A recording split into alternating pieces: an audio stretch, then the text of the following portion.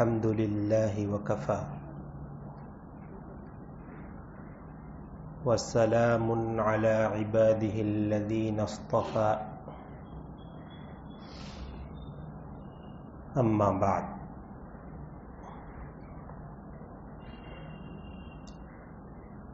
دو تین مہینے پہلے جب میری حاضری ہوئی تھی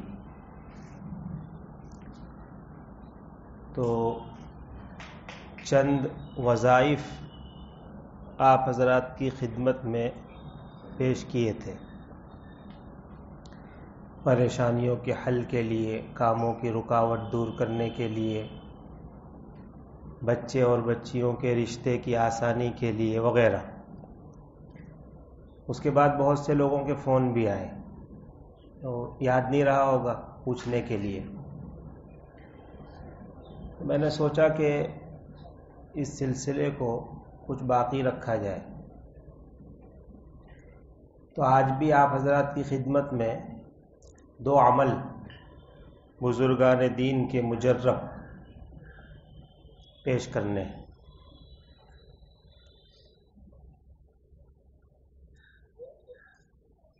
ہمارے استاد دارالعلوم دیوبند کے شیخ الحدیث اور صدر المدرسین حضرت مفتی سعید احمد صاحب پالنپوری قدس سرہ کے پاس لوگ آتے تھے. اکثر ہم خدمت میں ہوتے، اپنے اپنے مسائل لے کر، پریشانی لے کر. اگر حضرت کو یہ احساس ہوتا کہ کچھ اثرات ہیں تو حضرت فرماتے کہ بھائی خود عامل بن جاؤ. حضرت یہ جملہ ارشاد فرماتے، بارہا ہم نے سنا، بھائی خود عامل بن جاؤ. جو خاموش ہو جاتا.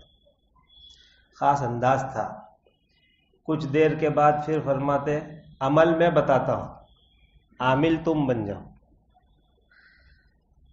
اور اس کی مثال بھی دیتے تھے کہ جیسے چھوٹی موٹی بیماری اگر ہم کو ہوتی ہے تو ہم ڈاکٹر کے پاس نہیں بھاگتے، بلکہ ہمیں معلوم ہے بھئی سر میں درد ہے، یہ دوائی لے لینی ہے. ایک دو دست ہو گئے تو فلانی دوائی لے لینی ہے.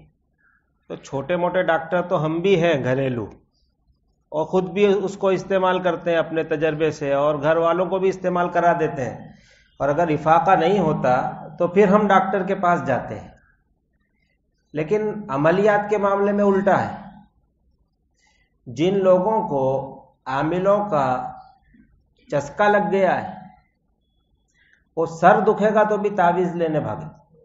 حضرت بہت سر دکھتا ہے، حضرت بھی پھڑ پھڑ یا فوراً پھاڑ کے دے دے. یوں عادت بگڑتی ہے لوگوں. تو مفتی سعید صاحب رحمۃ اللہ علیہ اس مزاج کو بدلنا چاہتے تھے. وہ فرماتے تھے خود عامل بن جاؤ، عمل میں بتاتا ہوں. اور پھر ارشاد فرماتا، جس کے مناسب جو عمل ہوتا وہ ارشاد فرماتا کہ لو اس طرح کرو. اور بہت سے لوگوں کو اللہ نے شفا بھی عطا فرمائی. تو ہمیں بھی کچھ نہ کچھ یہ چیزیں آنی چاہیے. گھروں میں بچے ہوتے ہیں، ان کو نظر لگ ہی جاتی ہے تو ہر مرتبہ کہاں امام صاحب کے پاس دوڑو گے بھائی؟ رات میں 2 بجے بچہ چلا رہا ہے تو لے کے گھر آ گئے، ٹھوک رہے زور زور سے. کیا ہوا؟ یہ بچہ رو رہا ہے. رات میں 2 بجے لے کر آنے کی کیا ضرورت ہے؟ کچھ آپ بھی سیکھ لو اللہ کے بندو. اگر آپ سے نہ ہو تو پھر جاؤ کسی کے پاس. تو ایک تو آپ کو مجھے بتانا ہے نظر اتارنے کا عمل. اور یاد رکھنے کا ٹینشن مت لیجئے، میں پرچی بھی بنا کے لایا ہوں اس مرتبہ. یہاں میں نے ممبر پہ رکھی ہوئی ہے، نماز کے بعد آپ لے بھی سکتے ہیں. نظر اتارنے کا بہت مجرب عمل ہے اور سیدھا سادہ. لال مرچ جو آتی ہے ڈنڈی والی، سوکھی ڈنڈی والی، 7 لال مرچ لے لو ڈنڈی والی سوکھی ہوئی، اور 1 مرچ اٹھاؤ اور اس پہ الحمد کی صورت پڑھو. پہلی مرتبہ اعوذ پڑھنا ہے، اعوذ باللہ من الشیطان الرجیم، بسم اللہ الرحمن الرحیم، الحمد للہ رب العالمین الرحمن الرحیم، پوری صورت. پھر اس مرچ پر اچھی طرح دم کرو،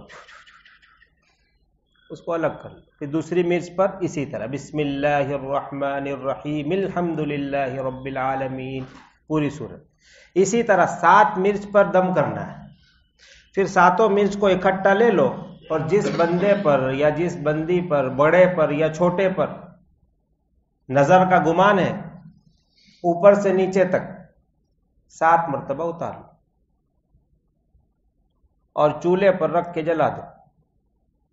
اگر بدبو اور ٹھسکا آتا ہے تو نظر نہیں ہے،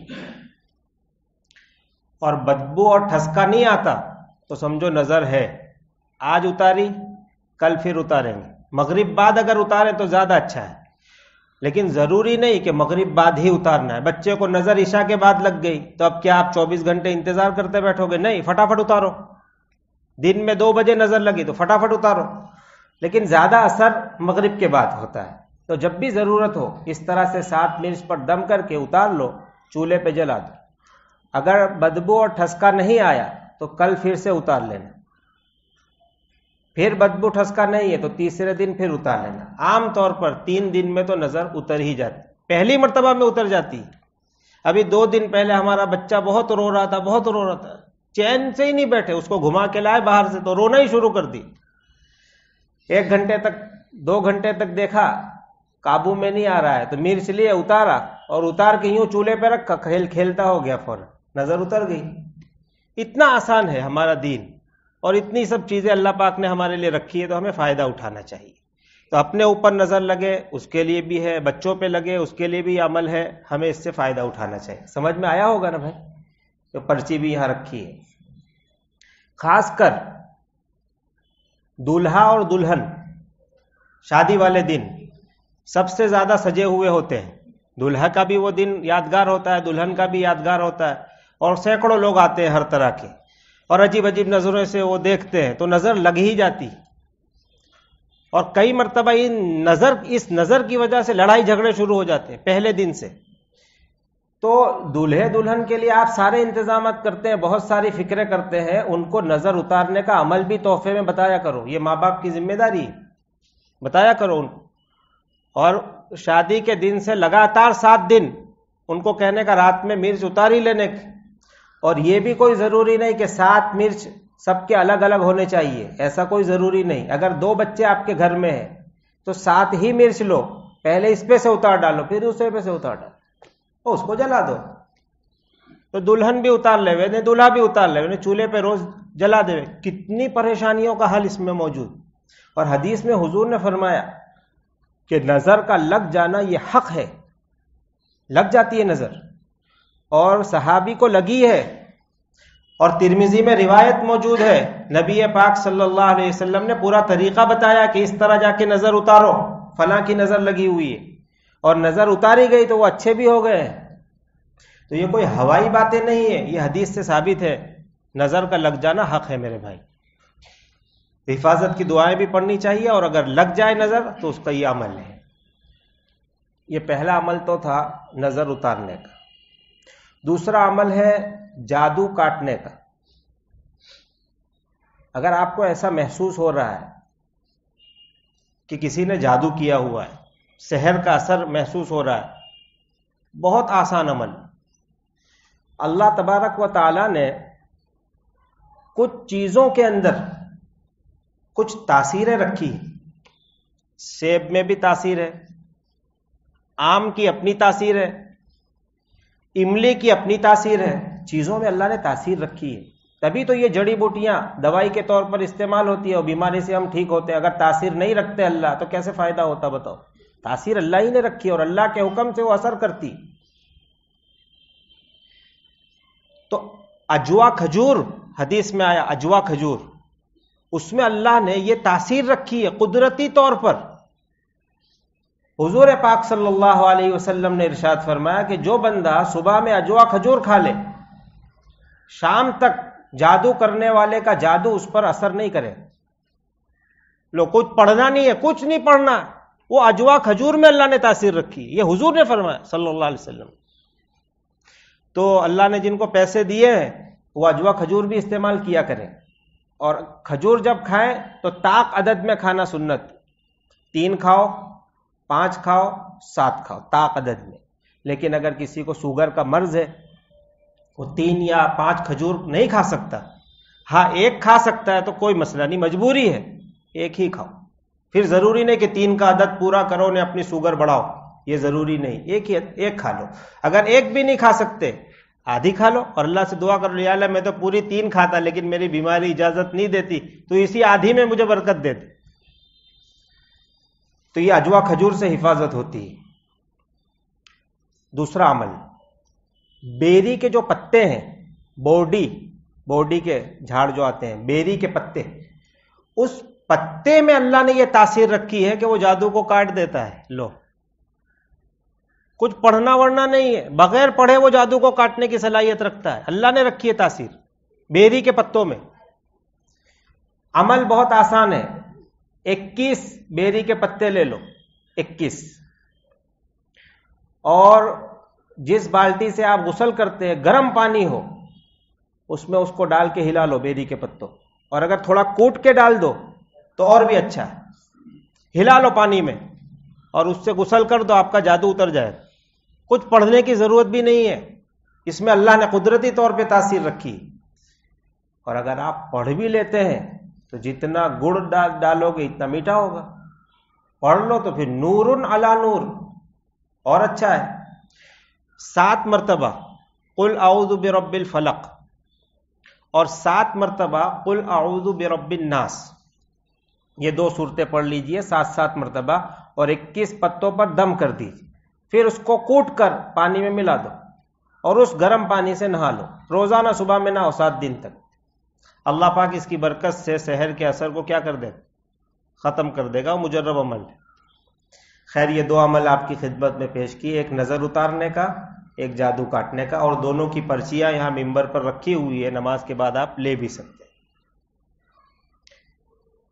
تیسری بات جو مجھے کہنی ہے وہ یہ ہے کہ آج کل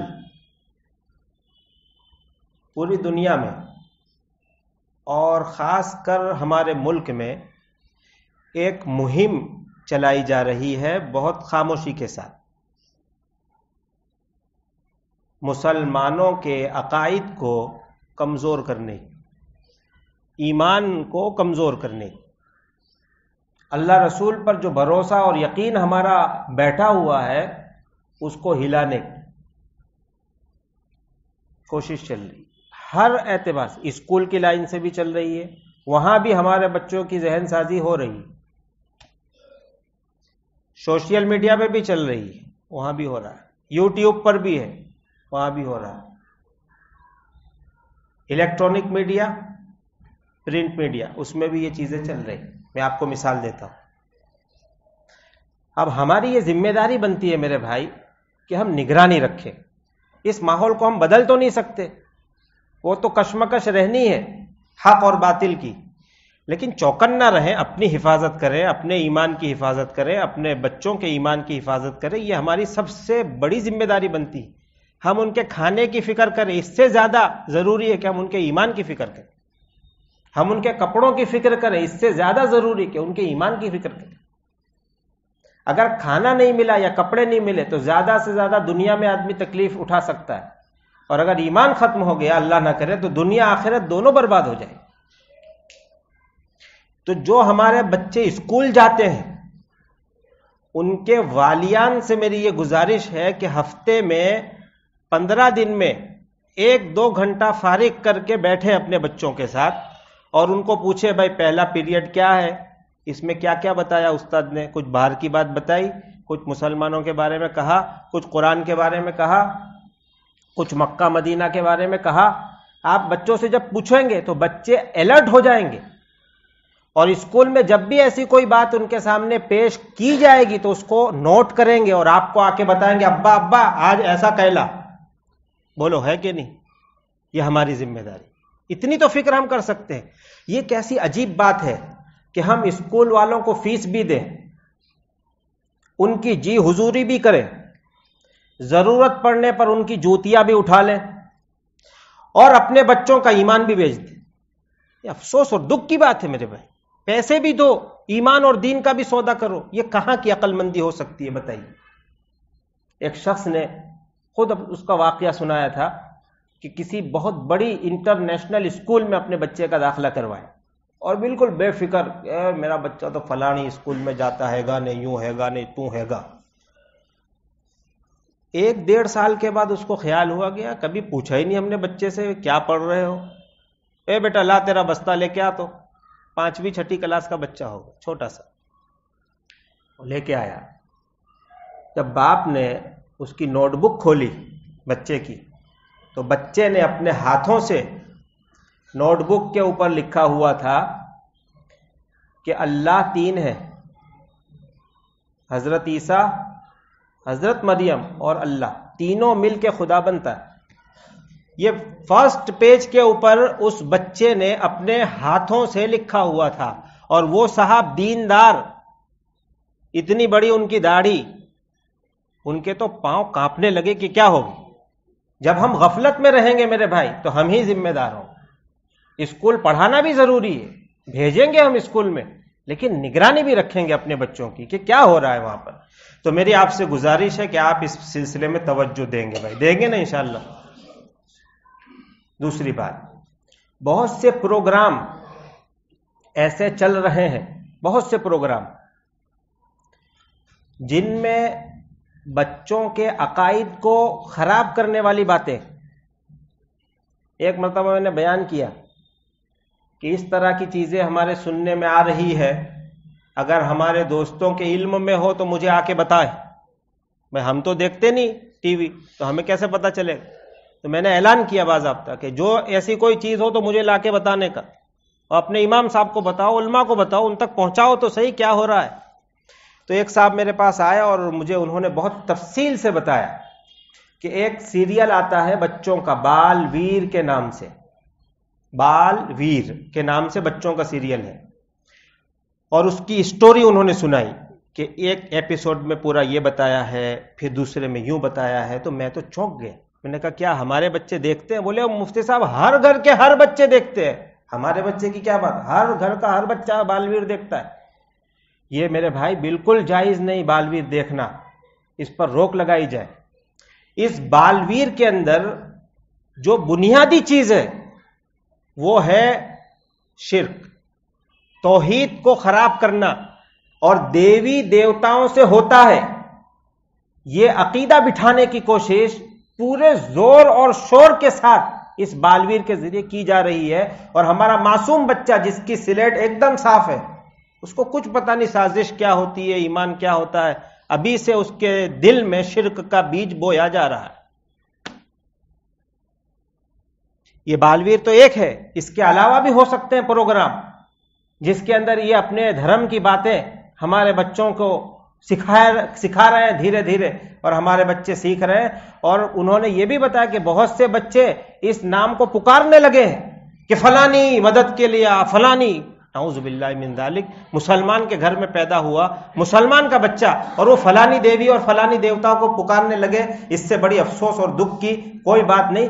ڈوب مرنے کا مقام ہے باپ کے لیے، ڈوب مرے ایسا باپ جس کے گھر میں ایسی اولاد ہے جو بچپن سے پکار رہی دیوی دیوتاؤں کو. کیا کر رہا تھا باپ، کیا ذمہ داری اس نے نبھائی اپنی.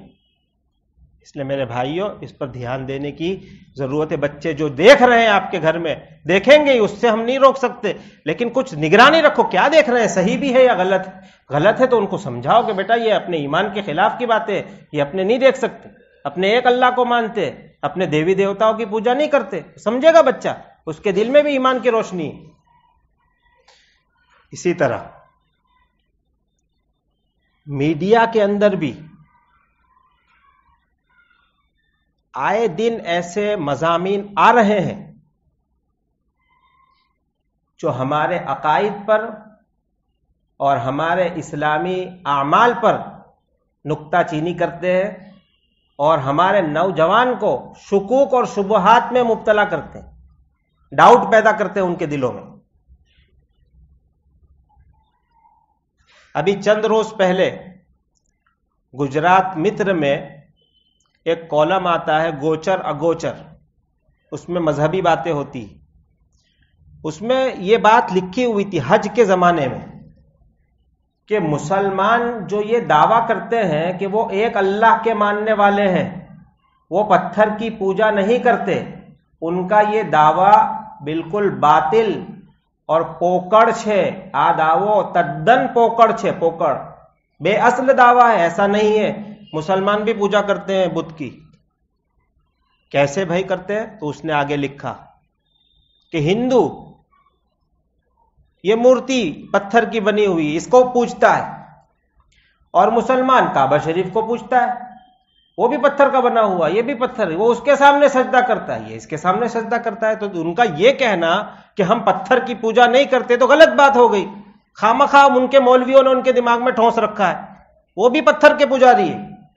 اتنا بڑا اعتراض، توحید پر اعتراض۔ اگر ہمارا نوجوان پڑھے گا تو کیا ہوگا بولو؟ یہاں پر ایک افسوس کی بات یہ ہے کہ اس نے یہ چیز چھاپی اور غلط ہے، کوئی جواب دینے والا نہیں ہمارے یہاں کہ اس کا جواب دے، اور اگر مان لو کہ جواب لکھ کر ہم گجرات متر میں دے بھی دیں، وہ چھاپے گا نہیں چھاپے گا، نہیں چھاپتے وہ۔ اب ضروری ہے کہ اس آواز سے آواز ملانے کے لیے آپ کے پاس آواز ہو جس کے ذریعے آپ آواز اٹھائیں کہ بھائی آپ نے جو چھاپا تھا وہ غلط تھا۔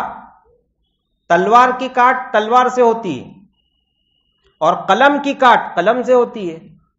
آپ کے پاس اخبار چاہیے جس کے ذریعے آپ اس دعوے کو ثابت کر کے باطل ہے، اس نے غلط کہا ہے۔ اور میرے بھائی یہ بالکل غلط دعویٰ ہے۔ ہم اور آپ کعبہ شریف کو سجدہ نہیں کرتے، کعبہ شریف کو سجدہ نہیں کرتے، کعبہ شریف کی طرف سجدہ کرتے۔ یہ بات ذہن میں رکھیے، کعبہ شریف کو سجدہ نہیں کرتے، کعبہ شریف کی طرف سجدہ کرتے۔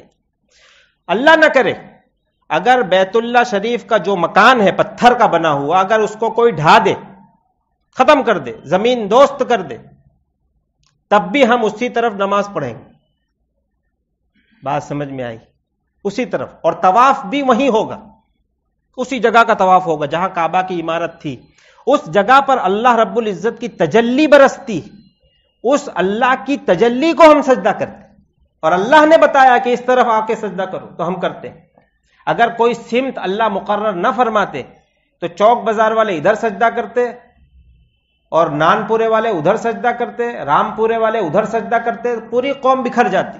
قوم میں یونٹی اور اتحاد پیدا کرنے کے لیے ایک چیز کو قبلہ مقرر کیا، ساری دنیا اسی طرف آؤ تاکہ اتحاد باقی رہے۔ یہ بھی ایک حکمت ہے اس میں، اور وہاں اللہ کی تجلی برستی، اس تجلی کو ہم سجدہ کرتے ہیں۔ ہم اس عمارت کو سجدہ ہرگز نہیں کرتے۔ اگر کعبہ شریف کی عمارت بلڈوزر کے ذریعے اٹھا کر چوک بازار چار رستے میں لا کر رکھ دی جائے تو یہاں اس کی طرف نماز پڑھنا جائز نہیں ہوگا، یہاں طواف کرنا جائز نہیں ہوگا، یہاں پر حج کرنا بھی جائز نہیں ہوگا۔ حج اور طواف کرنے کے لیے آپ کو مکہ ہی جانا پڑے۔ معلوم ہوا کہ ہم پتھر کے پجاری نہیں ہیں، ہم تو اللہ رب العزت کی عبادت کرنے والے، ایک اللہ کو ماننے والے۔ تو میرے بھائی اس طرح کی باتیں میڈیا کے اندر بھی آ رہی ہے، مسلسل اخباروں میں آ رہی ہے۔ کوئی دن ایسا خالی ہوتا ہے کہ جس میں اسلام کے خلاف کوئی انہوں نے چنگاری نہ اٹھائی۔ تو ہمیں اور آپ کو بھی فکر کرنی چاہیے کہ ہمارا اور آپ کا بھی کوئی اخبار ہو کہ اگر ایسی بات اٹھائی جائے تو ہم آواز اٹھائیں۔ سورت شہر کے اندر 12 لاکھ مسلمان رہتے ہیں۔ کتنے؟ 12 لاکھ۔